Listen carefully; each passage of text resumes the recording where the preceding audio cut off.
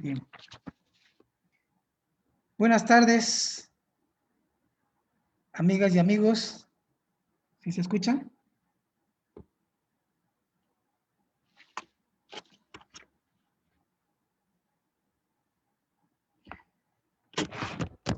Buenas tardes, amigas y amigos. ¿Se escucha? Sí. Muy bien, gracias. Pues el Instituto Veracruzano de la Cultura y el Museo Nacional de Antropología tenemos el gusto de presentar una charla interesantísima con el maestro Arturo Gómez Martínez. Nos va a hablar acerca de esas dicotomías sobre arte, sobre lo que es popular y lo que es la artesanía. También algunos conceptos sobre la cultura material y la producción intelectual. El maestro Arturo Gómez Martínez tiene una amplísima experiencia en estos temas y en otras cuestiones de la cultura popular, la cultura indígena y obviamente también sobre la cuestión artesanal. Me voy a permitir leer un poco de su currículum. El maestro Arturo Gómez es licenciado en antropología,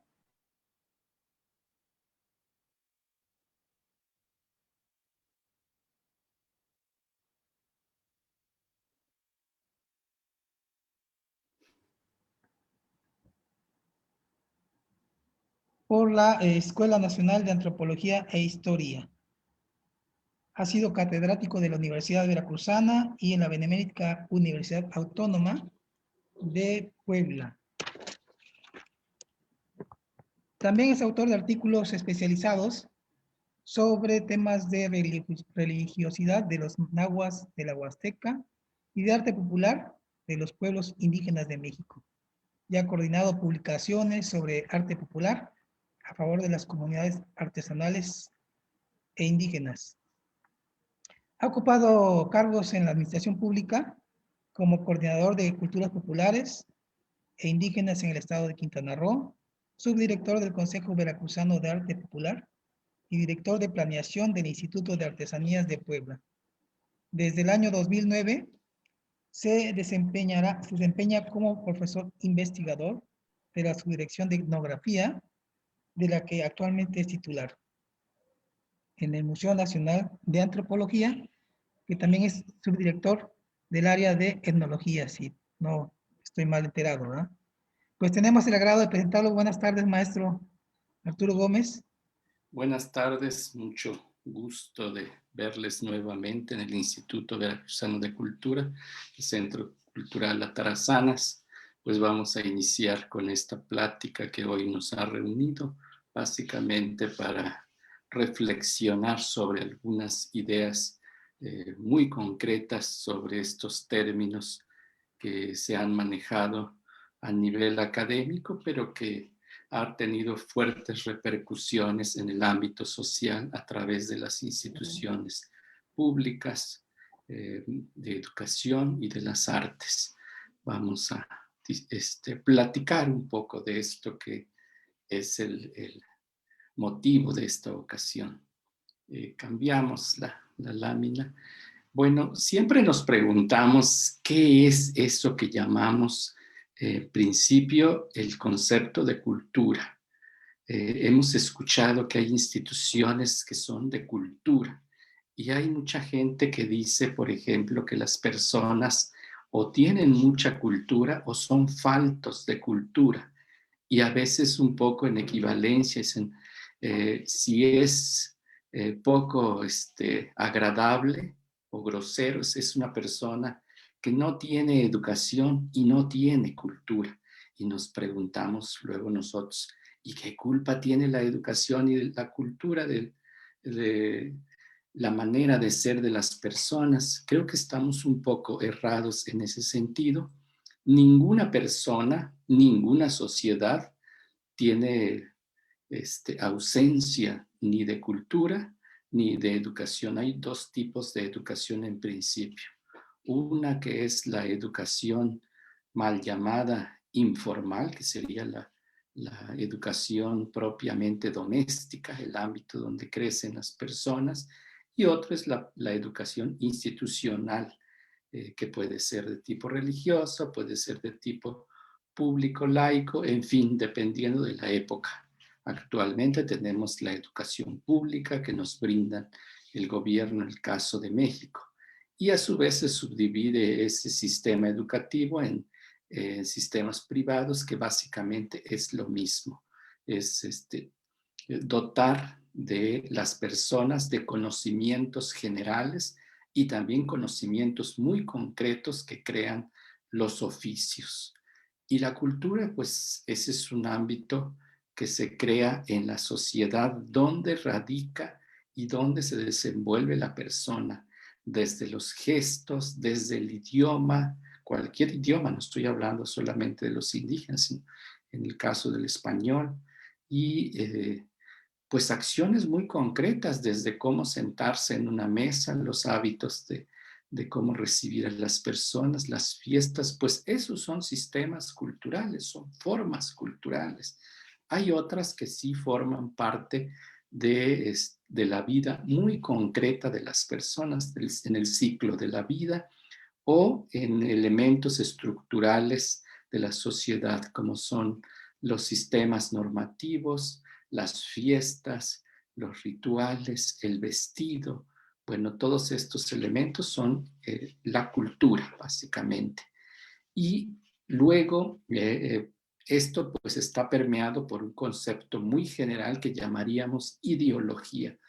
Todas estas formas de interpretar o de decir sobre las cosas en materia de la cultura y las artes, pues tiene que ver con un proceso ideológico, solo que a veces se confunde. Pasa lo mismo incluso con los funcionarios, dicen, de repente llegan a decir, bueno, yo soy del área de cultura, o estamos haciendo mucho por la cultura, y nos preguntamos pues, en concreto de qué es. Más bien son políticas públicas para regir ciertas acciones en el ámbito de las culturas diversas de las sociedades. Entre ellos aquel sistema de cultura elitista que creen las instituciones que debe pertenecer a los seres humanos. Y de ahí los conceptos propiamente de arte. ¿Cuáles son las artes que todo ser humano debe perseguir o debe adoptar? ¿Y cuáles sistemas normativos o sistemas de educación? Pues eso tiene que ver la ideología. Y la ideología luego se rige pues bajo ciertos principios, entre ellos principios prácticos que recaen pues lógicamente en el quehacer. Y ese es el ejercicio propiamente de la ideología. En pueblos rurales, pueblos indígenas, pues este sistema normativo está en esto que llamamos cosmovisiones. Esos son ideologías también, y los rituales son los ejercicios prácticos de esas ideologías. Sucede lo mismo en una sociedad urbana, con todos los una serie de actividades que se hacen. Ese es el ejercicio práctico de lo que se piensa que es la cultura y las artes. En la imagen vemos, por ejemplo, dos figurillas arqueológicas de la región del centro de Veracruz, posiblemente filiación totonaca. No lo sabemos, desde la región de Tierra Blanca, no es de la zona norte de Veracruz. Muy interesante porque la sociedad actual y desde la arqueología, cuando se encuentran estos objetos, inmediatamente dicen, son obras de arte, es el arte totonaca o el arte prehispánico de las culturas, o el arte de las culturas prehispánicas. Todo lo prehispánico, pues inmediatamente lo señalamos en ese contexto. Pero si es un poco después de la conquista, entonces pues se duda que eso sea arte. ¿Qué es? Incluso lo que hacen las sociedades actuales. Ah, no, eso no es arte, eso es artesanía. O para no desprestigiarlo tanto, pues es arte popular. Bueno, esos nacen precisamente de preceptos ideológicos. En México, pues les decía que esto sucede a nivel de la arqueología, pues Todas las sociedades en general, todas las sociedades antiguas y las sociedades indígenas contemporáneas, incluidas las rurales, mestizas también, pues tienen preceptos propios de lo que se concibe como arte. En las lenguas indígenas hay la noción de qué es lo bien hecho o lo apreciable o lo que tiene identidad, lo que podría considerarse como patrimonio. A propósito, estas pláticas se circunscriben dentro del contexto del patrimonio cultural. Entonces, pues las ideologías permean estos conceptos sobre arte y sobre cultura. La época colonial, pues, oprimió la sociedad novohispana a las sociedades indígenas, pero aún así admiró todas las cosas que hacían. Se hicieron todos estos códices, que son pinturas del siglo XVI, con estilos renacentistas, pero retrataron pues el concepto indígena y sus propias concepciones estéticas, como vemos en la imagen del centro de México, Texcoco, Netzahualpiltzintli, para denotar que esa autoridad lleva ese abanico y lleva dos abanicos, uno con la mano izquierda y otro en la mano derecha. Uno lleva una flor y uno lleva una especie de cuenco, que uno es símbolo de su nobleza y el otro es símbolo de su autoridad. Vemos también su peinado con una serie de plumas verdes y una tilma muy elaborada que pues denota lo importante que es este personaje, lo cual nos habla pues sus propios conceptos artísticos y estilísticos de ese arte de aquel entonces. El concepto de lo verde, que la apreciación estética, las mantas con diseños de grecas escalonadas en las orillas, que estaba asociado pues a lo más fino, lo mejor acabado en los textiles. Todavía en esta época los textiles se consideraban como elementos artísticos. Este es un fragmento arqueológico de la región de Chiapas. Vemos cómo se dibujó sobre la tela estos elementos gráficos que vamos a llamarle imagen. Esta imagen tiene que pasar por una sociedad que le dota de una connotación simbólica y entonces pasa a ser representación. Solita no es nada, es simplemente imagen. Y cuando una sociedad pues lo adopta y forma parte de su identidad, esto pasa a ser representación y por lo tanto iconografía. Entonces estamos viendo que el asunto del arte y la cultura en general forzosamente se necesita una sociedad, forzosamente se necesita una colectividad. No puede ser un individuo, no puede ser una sola familia, no puede ser tampoco un conjunto de familias interrelacionados, sino esos grupos domésticos enormes, grandes, interrelacionados en colectividad. Y entonces crean lo que llamamos la comunidad. Y esto es, pues, precisamente un elemento importante para las grandes creaciones, para los grandes conocimientos. De nada sirve que los hombres descubran cosas si no lo van a compartir. Cuando lo comparten es precisamente cuando la sociedad le da ese prestigio que debe de tener y lo coloca como un elemento que les designa. Aquí vemos, por ejemplo, imágenes de textiles muy complicados que se llaman gasas, que eso es lo que representan un poco lo que utilizaban las figurillas que les mostré anteriormente, las figurillas sonrientes, que sus vestidos, los artistas trataron de plasmar un poco de esa apreciación estética de los textiles, cosa que los españoles, por supuesto, nunca lo entendieron. Eh, Aquí tenemos, por ejemplo, en esta lámina ya estos conceptos. ¿Qué es el arte?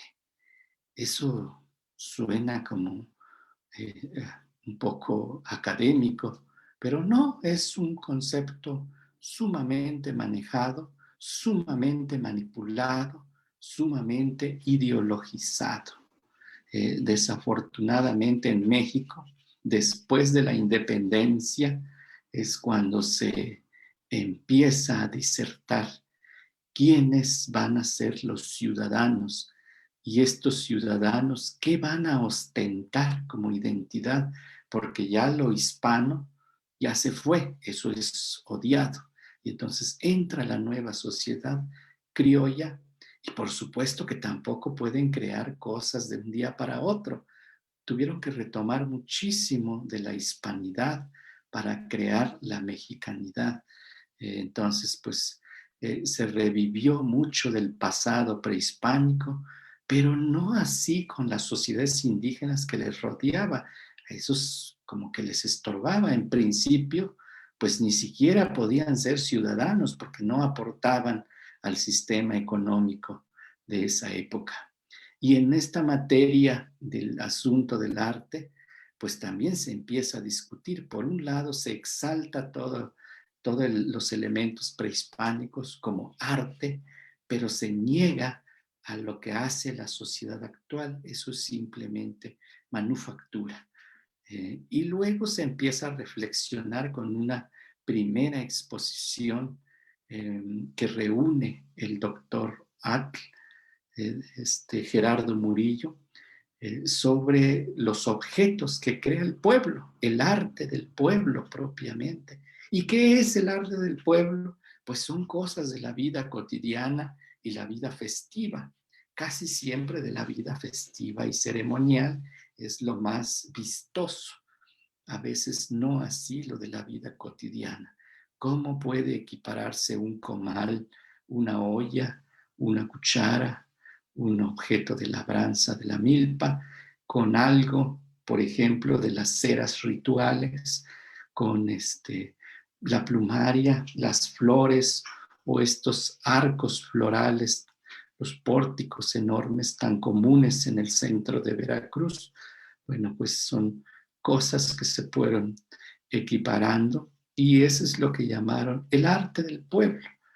Y nace propiamente el concepto de arte popular. Eh, Se extendió un poco hasta el siglo XX, bien entrado después de la Revolución, se sigue discutiendo este asunto, viene el cardenismo y es la época de grandes reflexiones, cuando nace la educación popular, la educación nacional. Y entonces varios intelectuales de esa época, entre ellos Alfonso Caso, discuten que estas cosas deberían llamarse artes nacionales en vez de llamarles arte popular, precisamente para evitar la discriminación y la desigualdad entre las expresiones que hacen los pueblos y aquellas expresiones académicas. Que esa es la única diferencia. La academia lo que hizo es desprestigiar básicamente y convertirlo en elemento de desigualdad todas estas manifestaciones. Pero al pueblo no le interesaba nada de esto.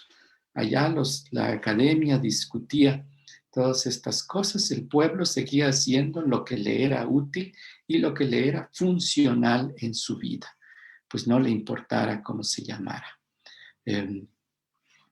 Pasa precisamente en la época cardenista la representación de estas comunidades de México.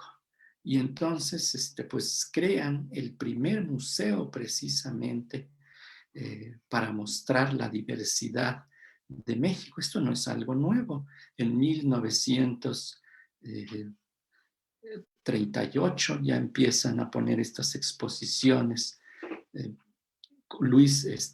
Miguel Covarrubias, perdón, hace estas exposiciones que se van al extranjero, a Estados Unidos y luego a Francia. Se pintan varios cuadros donde se evidencia, pues, dónde están las comunidades indígenas y comunidades artesanales, básicamente. En el 48 se crea el Museo de Artes e Industrias Populares de Pátzcuaro, Michoacán. Es el primer museo que evidencia estas manufacturas y así se llama precisamente el Museo de Artes e Industrias Populares. Antes pues ya se había creado el Museo Nacional de México, que después se convirtió en el Museo Nacional de Antropología.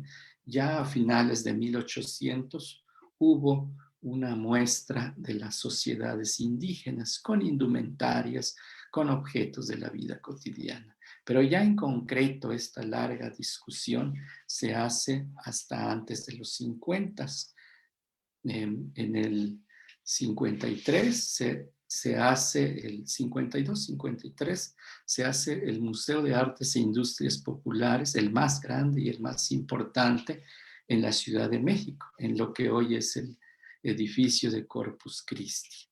Ahí se montó pues la producción artística de los pueblos de México.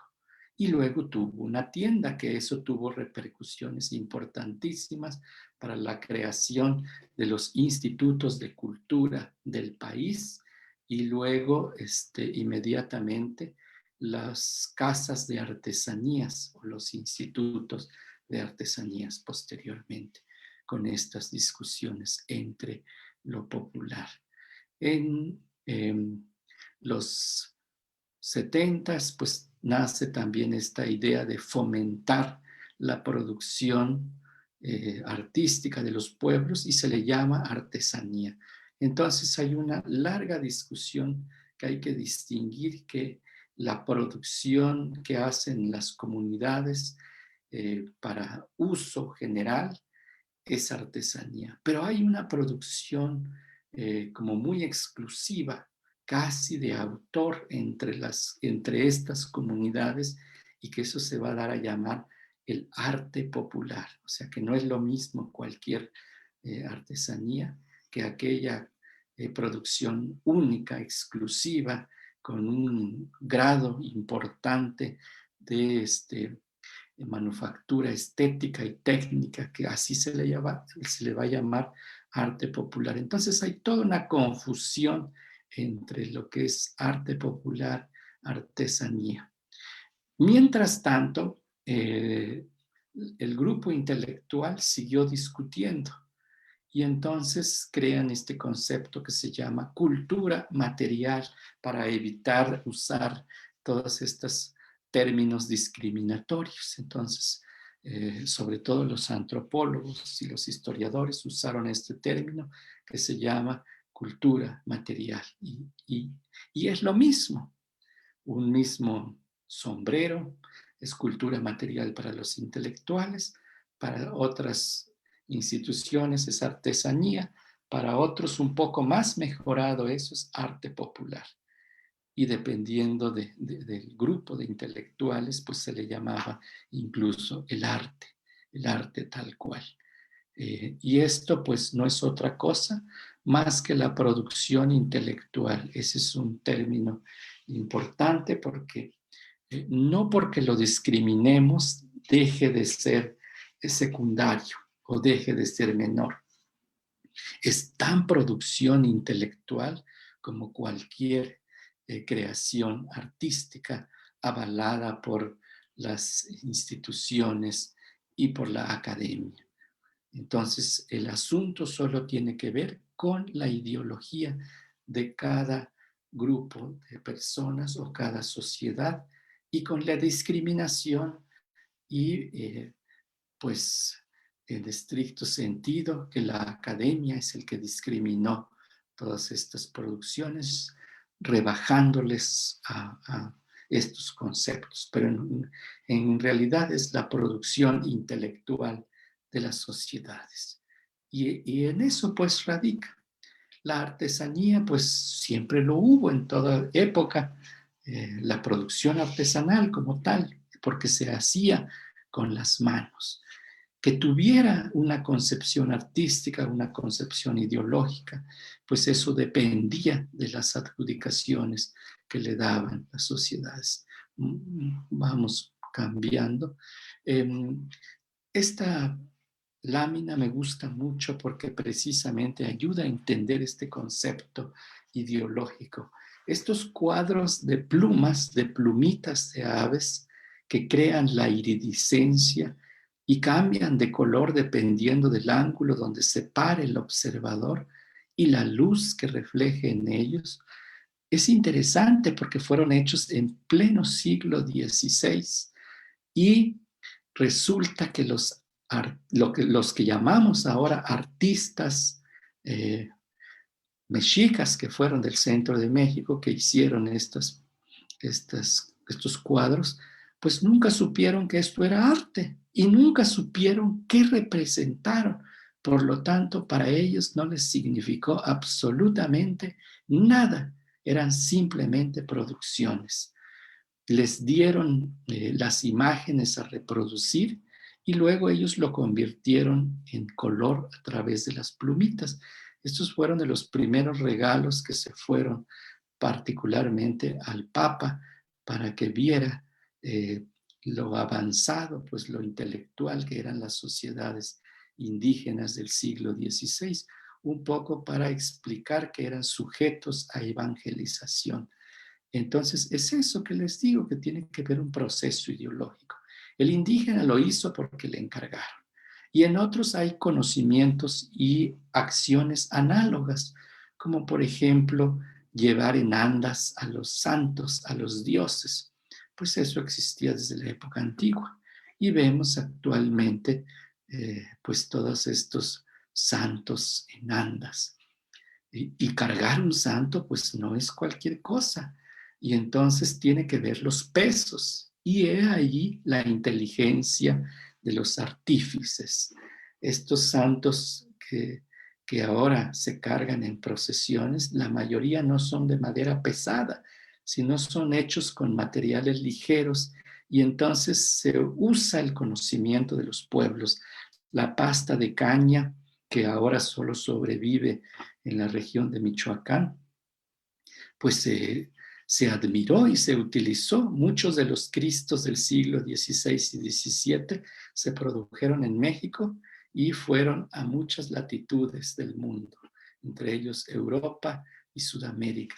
Pero adentro de estos santos metieron los códices, un poco para que la imagen de lo representado tuviera una esencia de la identidad indígena. Pero esto solo cabía en las mentes de los indígenas y por eso les estoy diciendo el valor precisamente de la ideología. Bueno, todos esos conocimientos eran científicos, por supuesto. La utilización de resinas y pegamentos como la orquídea tzacutli, que tiene propiedades importantes como pegamento, pues se utilizó en esa época y vemos que las esculturas sobreviven hasta la actualidad. Otra cosa era pues el concepto del bautizo, y vemos los símbolos de la nobleza indígena que la sociedad colonial no se lo pudo quitar. Vemos todos estos abanicos que están levantados, están izados con unas varas detrás de los nobles que representan pues su estirpe. Y ahora pues lo vemos en las danzas, están todas estas representaciones dancísticas de David y Goliat hay desde el sur de Veracruz hasta lo más importante, la región de Tabasco y Chiapas. Entonces, pues ahora es de David y Goliat, pero si somos observadores, vemos que la imagen es otra cosa. La representación ahora es David y Goliat. Es un personaje ahí interesante, pero es un personaje que lleva plumas. Bueno, los franciscanos fueron los primeros ideólogos en América en México y por supuesto que entraron por Veracruz y entonces sus ideologías permearon mucho las sociedades, particularmente estudiaron a las sociedades indígenas y las equipararon. Entonces tenemos analogías importantes en nuestras sociedades. La imagen de la izquierda es el árbol de Jesé, que nace del vientre del Dios, de Dios Padre, que está recostado. Y luego se subdivide pues en toda la genealogía de los dioses cristianos. Del lado derecho tenemos Pacal, maya, del clásico, y no es que se hayan comunicado, tenían ideas, o sea, ideologías similares. Lo mismo nace el árbol de la vida del vientre del muerto de este noble, y es el árbol del cosmos. Que sigue, por favor. Eh, las representaciones estas mixtecas del árbol de la vida que nace de la tierra. Ahora, por ejemplo, la gente solo repite eso de la madre tierra, como que fuera de contexto, para todo le adjudican a eso. Pero eso era una ideología muy antigua de las sociedades mesoamericanas que tenía que ver con la reciprocidad, la tierra del cual brotan los alimentos y que esos árboles floridos, esos árboles de la vida necesitaban también una retribución en alimentos. Y lo vemos en las palmas de Semana Santa, en el arte en general del barro de muchas sociedades. Y son conceptos pues sumamente análogos. El mismo diablo, o sea, muchos carnavales indígenas, vemos los diablos básicamente, y a veces en otras danzas. Y el diablo pasa a ser como una divinidad, y de hecho un personaje al que no se le tiene miedo, sino se le tiene respeto. Y pues esto nace de divinidades antiguas que estaban asociadas a la dualidad y a las contingencias, porque las sociedades indígenas no tienen ese concepto del bien y del mal. Por lo tanto, no le tienen miedo a ir al infierno porque para ellos no existe. Entonces, es tan ilustrativo la recreación del ámbito donde radica el diablo. Incluso la diabla, su esposa, cuando el pensamiento original sobre el diablo, pues es masculino. Pero en nuestras sociedades actuales tiene que existir su contraparte femenina y por lo tanto lo pueden crear.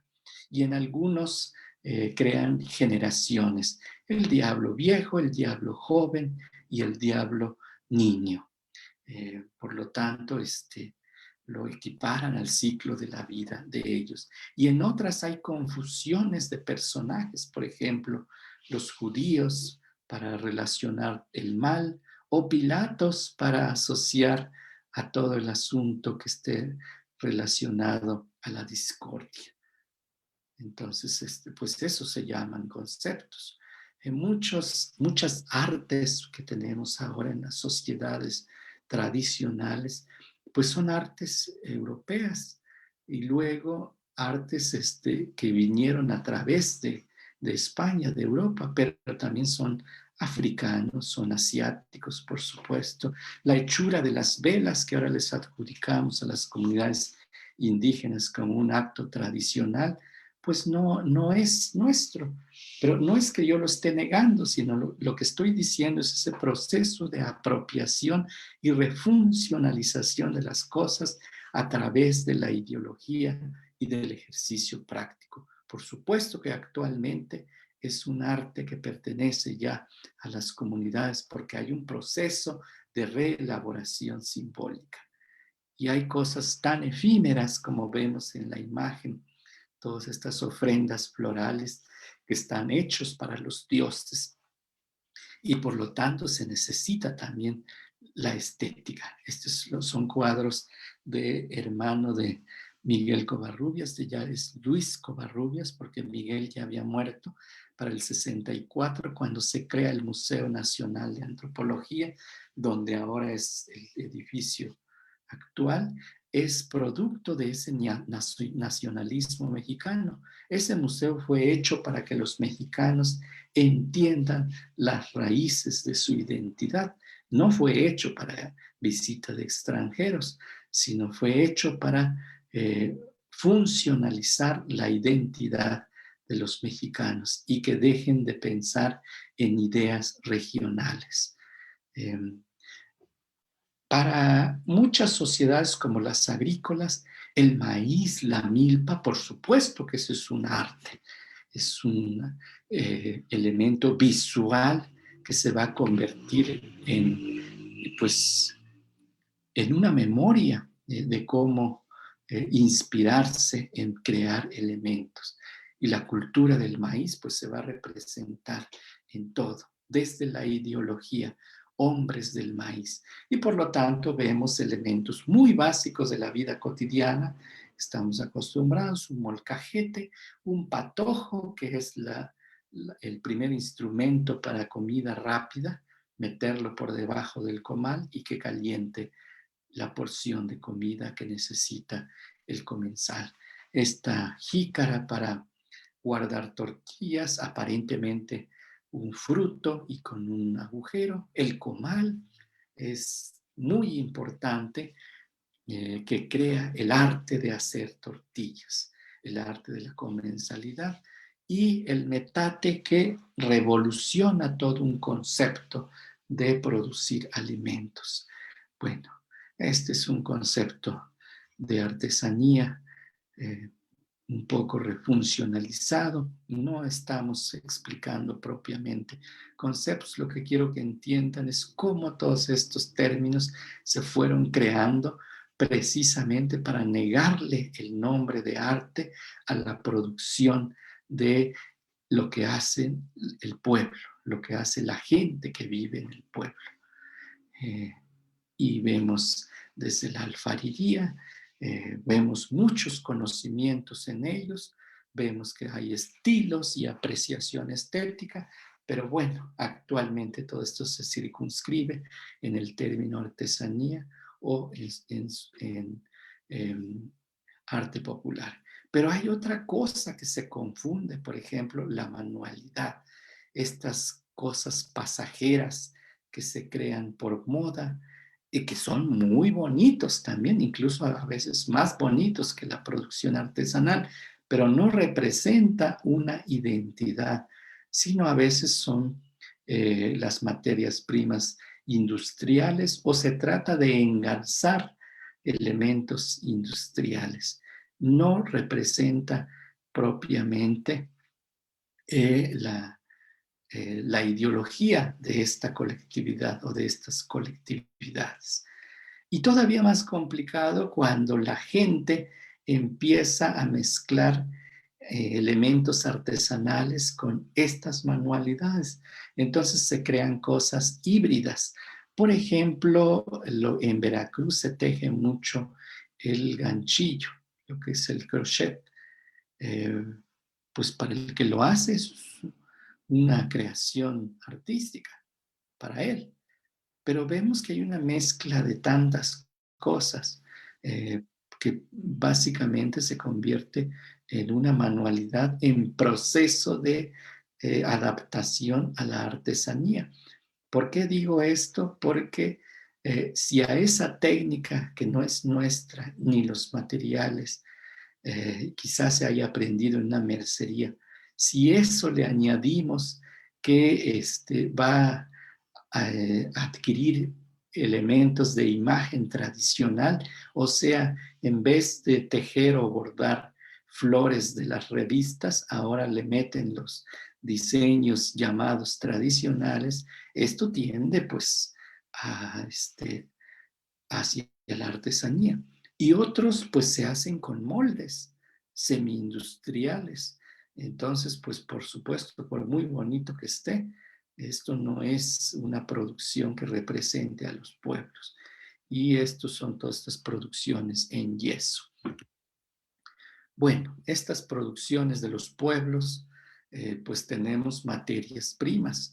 Muchas de ellas son recolecciones directas, otras son indirectas. Algunas son secundarias, o sea, se compran, otras se compran a nivel local, al vecino, otros llegan de otros lugares y otros se tienen que adquirir de producción industrial. Por ejemplo, todos los que bordan compran hilos y telas industriales y lo único que plasman es su ideología, su saber en estas telas. ¿Qué sigue, por favor? Tenemos las materias primas locales que, por ejemplo, tienen que ver mucho los conocimientos agrícolas, como son los algodones. Vamos pasando aquí un poco rápido todos estos elementos que son los algodones pigmentados, algodones verdes, algodones blancos, amarillos, la palma también. Esta imagen es muy interesante, por ejemplo, aquí hay una intervención y de repente las instituciones no les agrada lo que hacen los pueblos y dicen, ay, vamos a ayudarles, vamos a diseñarles nuevas cosas para que puedan vender efectivamente. Entonces estamos pensando en cambiarles el mercado. Y hay diferentes nichos de mercado, hay mercados locales, regionales y mercados turísticos. Esta otra imagen, por ejemplo, aquí la materia prima se va a modificar, ya no es la palma, ahora es la rafia, pero los conocimientos van a seguir siendo lo mismo. Entonces vamos viendo que hay como fases que se van conservando dentro de estas producciones. Y desde los 30, 1930, se empieza a discutir cómo clasificar estas producciones. Hay una gran confusión entre el soporte, o sea, de qué está hecho. Hay barro, hay fibras vegetales, hay metales, hay hilos, hay, en fin, piedras, y entonces estamos hablando de materiales. Pero luego están los oficios, y entonces está la jarciería, la lapidaria, está la talabartería, la cartonería, pero esos son oficios. Y a veces tiene que ver la función también. Entonces tenemos juguetes, tenemos en fin, otras cosas que tienen que ver con la función. Y hay una mezcla de todas estas cosas. Y hasta ahora no ha sido determinado bien este asunto. Y así se quedó, y así lo siguen manejando, pues, las instituciones. Y esto no necesariamente tiene que ser así, alguien lo tiene que poner en el lugar concreto. Tenemos, por ejemplo, de dónde se retoman las cosas que son productos de la naturaleza, que los hace el hombre, que dependen de la sociedad, que todo esto se genera cultura, que para hacerlo se necesita una organización, que por hacerlo se hace una tradición, que para hacerlo se necesitan conocimientos, conocimientos que tienen que ver con la memoria, la cabeza, pero también con saberes, o sea que incluye las manos, la vista. De ahí tiene que ver cómo se enseña y cómo se aprende. A diferencia de la pedagogía de las escuelas, aquí se enseña mirando, se enseña a veces hasta oliendo las materias primas y por supuesto eh, lo diestro que son las manos, con las manos. Entonces se transforman materias primas, hay técnicas, hay acabados, hay formas, tamaños chiquitos, grandes, y hay también un concepto de diseño, cómo son las cosas. Y aquí otra vez entra en controversia. Una cosa es lo que usan los pueblos, lo que les gusta, y otra cosa son lo que le gusta el mercado alterno, urbano, por ejemplo. Y entonces entran las instituciones. Dicen, lo que haces no me agrada, no me gusta. Te voy a mandar a alguien que sí sabe y ese es el diseñador. Pero no quiere decir que los pueblos no tengan conocimiento de diseño, solo que hay una contraposición ideológica en ese sentido. Bueno, cambiamos. Hay una cosa actualmente que está en controversia, y aquí sí me gustaría detenerme, que es lo que llaman iconografía artesanal.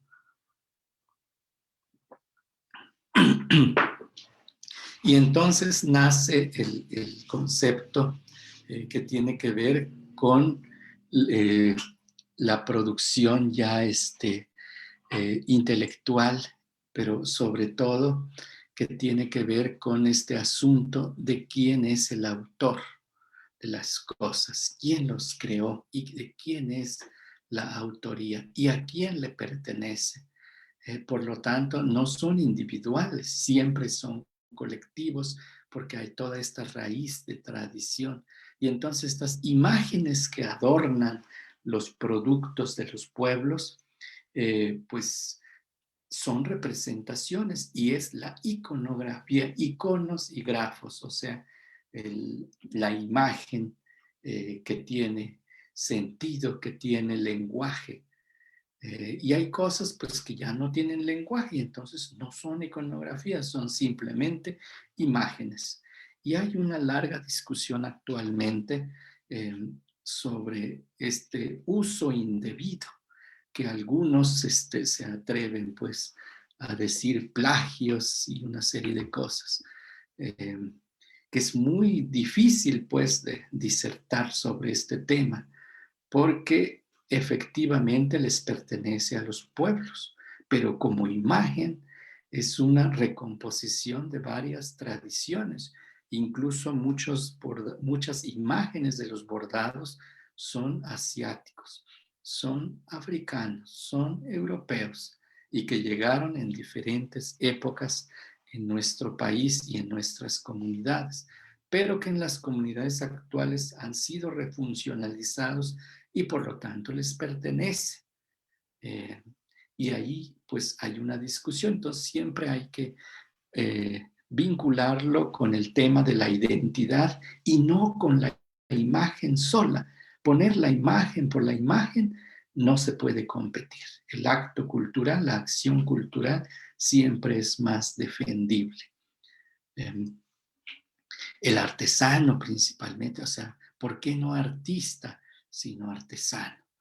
Y aquí pues igual, pues es el artífice, el productor de estas obras. Y pues muchas cosas están cargadas de todos sus lenguajes, que algunos creen que se leen como libros. Por ejemplo, a alguien se le ocurre decir, los textiles son los libros de los pueblos indígenas. Por supuesto que no, no son libros y no son escrituras, o sea, son tipos eh, de códigos comunicativos. Por ejemplo, algunos son mitogramas o referentes míticos. Están los dibujos y la gente les sirve como memorama para recordar los relatos. Eso sí lo existe. Entonces, no son lineales estos códigos de la representación, sino son especie de memorias del saber. ¿Qué sigue, por favor? Entonces son distintos.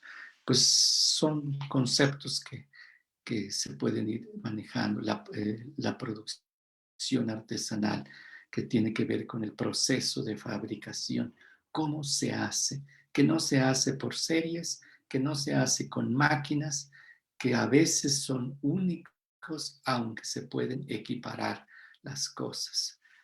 Hay técnicas de manufactura, o sea, cómo se hacen las cosas. El barro, por ejemplo, se alisa, se bruñe, se mete al horno. El textil, por ejemplo, es tan complejo que vemos muchísimas técnicas de cómo se hace. Aquí en la lámina solo los tejidos en telar de cintura. En la siguiente creo que tenemos los bordados. Esto no es originalmente nuestro, lo hemos adoptado, pero son técnicas que ya están en nuestro acervo pues de los pueblos y por lo tanto también es nuestro patrimonio. Entonces, estos son, por ejemplo, imágenes del siglo XVI, lo que llamamos dechados. Son muestrarios europeos y otros creados ya aquí en México. Todas estas imágenes pues han sido dispersados en todo el país, en toda América. Y entonces, como tenemos historias comunes, tenemos también estas imágenes compartidas. Y entonces la ruta de las imágenes es tan compleja y tan extensa que no podemos definir que una imagen es totonaca o es nahua o es tepehua. Muchas veces son compartidos. En otras ocasiones sí han sido muy significados y por lo tanto han cobrado un estilo muy particular. Eso tiene que ver las técnicas de manufactura. Otros conocimientos muy antiguos sobrevivieron, como el tejido en curva, que es la técnica en que fueron tejidos los antiguos quexquemetl de la Huasteca, de Sontecomatlán y de Chicontepec. También así se tejían los de Tantoyuca. Y es un conocimiento exclusivo en la historia de la humanidad y por lo tanto de las grandes creaciones de los pueblos indígenas. Y pues son cosas que no reparamos en mirar y reconocer la valía de estos conocimientos. ¿Qué sigue, por favor? Otra cosa son los tejidos. Generalmente los vemos de manera superficial y no nos detenemos a ver casi con ojo de microscopio, como esta imagen que es de microscopio, cómo están enlazados los hilos. Y nos preguntamos, ¿y cómo le hicieron? Y estos son conocimientos técnicos. Por ejemplo, esta es la técnica, el proceso llamado cacahuate, que en realidad la técnica es gasa, gasa compleja, mezclado con elementos simples como el tafetán. Y son enlazados de urdimbre que tienen que ver pues muchos conocimientos antiguos, la acumulación de la ciencia de los pueblos. Y pues tan es así que tenían dioses, como esta imagen que la diosa Ixchel que está tejiendo en telar de cintura, está contabilizando hilos. Entonces tejer también implica matemáticas, no son cualquier cosa. Y a veces las imágenes son como equiparables y es la memoria de los pueblos. Vemos este vaso prehispánico y vemos la siguiente imagen de un bordado actual. Y no es que se hayan copiado, sino son procesos de la memoria. Y aquí tiene que ver el patrimonio intelectual. Los que siguen, por favor, ya son imágenes que vamos teniendo. Eh, por ejemplo, esta imagen que para los mayas del Caribe significa el huracán. Y nos preguntamos, ¿y por qué tienen cultura del huracán? Pues porque cada año es la zona por donde entran estos vientos fuertes que crean los huracanes y dañan, pues, las actividades materiales de los pueblos. Por lo tanto, lo tienen en su acervo. Y desde las representaciones arqueológicas encontramos imágenes de rombos escalonados. Pero también en Perú hay rombo escalonado y en Egipto hay rombo escalonado. Entonces no es una creación exclusiva de Mesoamérica, sino que hay conocimientos análogos. Y en este caso, pues no hubo intercambio, sino son conocimientos análogos que fueron creados, lo que llamaríamos arquetipos, donde el hombre llega a la misma conclusión. Como el rombo escalonado, les decía, y van cambiando elementos acuáticos, elementos de tierra, y eso es propiamente lo que representan su entorno, su vida, sus actividades, lo que piensan. Para pensar, pues tu pensamiento tiene que ver en el lugar donde te desenvuelves, el territorio. No vas a crear una ideología lacustre cuando nunca vives en un lago. No vas a crear una ideología de costa cuando quizás nunca has visto el mar.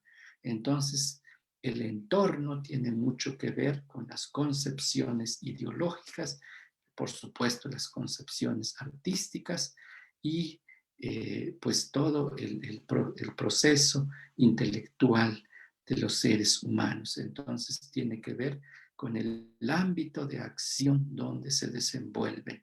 Ahora, pues, están todos los sistemas del mundo digital, que los seres humanos pueden tener un amplio conocimiento, incluso de los que viven en ámbitos rurales, pues están muy bien interconectados.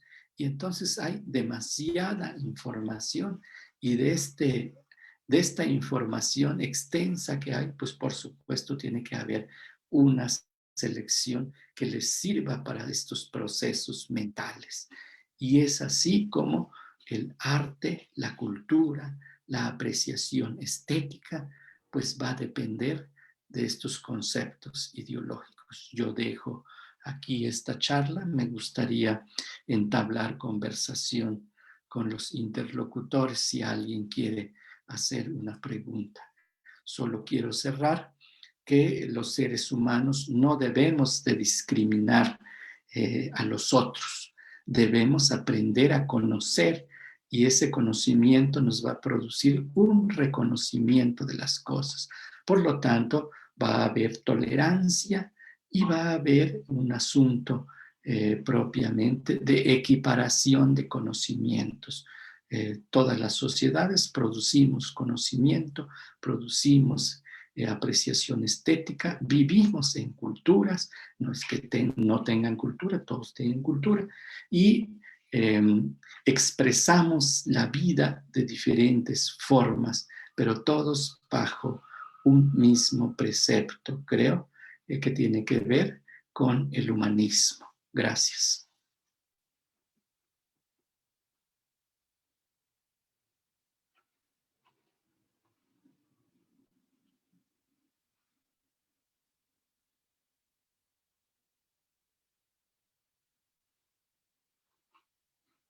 No sé si hay alguna pregunta del público.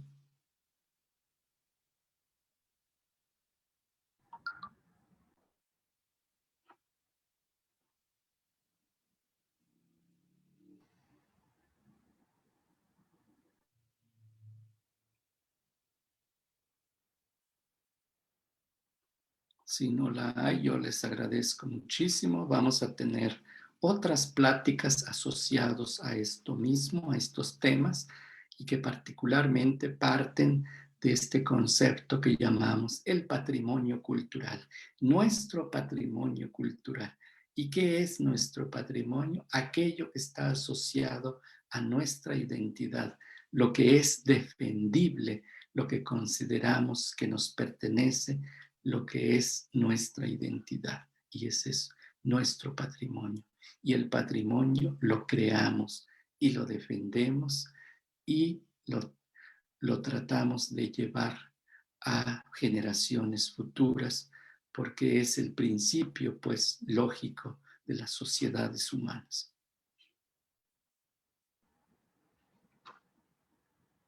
Pues agradecemos mucho y muchísimo al maestro Arturo Gómez esta interesantísima charla que nos viene a revelar muchas cosas desde el otro punto de vista. Es decir, pues miramos desde nuestros conceptos, pero no nos detenemos precisamente a aprender cómo está viéndolo los otros grupos sociales, ¿no?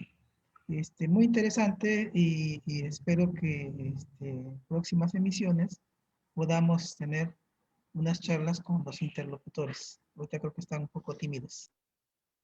Muy bien. Bueno, pues mil gracias. Que tengan muy buena noche. Muchísimas gracias a usted, maestro, y muy buenas noches.